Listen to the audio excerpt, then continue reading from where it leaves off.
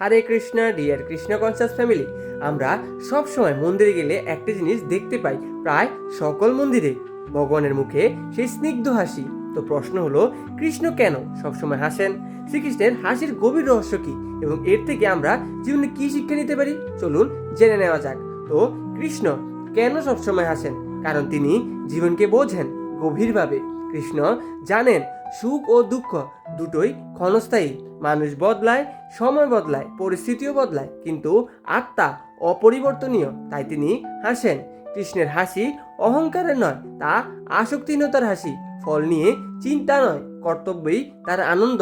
যুদ্ধের ময়দানে তিনি শান্ত, কারণ তিনি জানেন যে নিজের ধর্মে স্থির, তার ভয় পাওয়ার কিছুই নেই। কৃষ্ণের হাসি আমাদের শেখায় সব প্রশ্নের উত্তর কান্না নয়, সব যুদ্ধে অস্ত্র লাগে না। কখনো কখনো একটুখানি বিশ্বাসই যথেষ্ট হয়। যে হৃদয়ে কৃষ্ণ আছেন সে জানে সব ঠিক হয়ে যাবে, আর সেই বিশ্বাস থেকেই জন্ম নেয় এক শান্ত নির্বার হাসি। তাই কৃষ্ণ হাসেন, কারণ তিনি জানেন শেষটা সবসময় কল্যাণের হয়। তো আপনিও যদি পারমার্থিক কল্যাণ লাভ করতে চান তাহলে কৃপা করে ভিডিওটি শেয়ার করুন এবং পারমার্থিক কাজে লেগে পড়ুন। জয় শ্রী প্রভুপাদ, জয় গুরু মহারাজ, হরে কৃষ্ণ।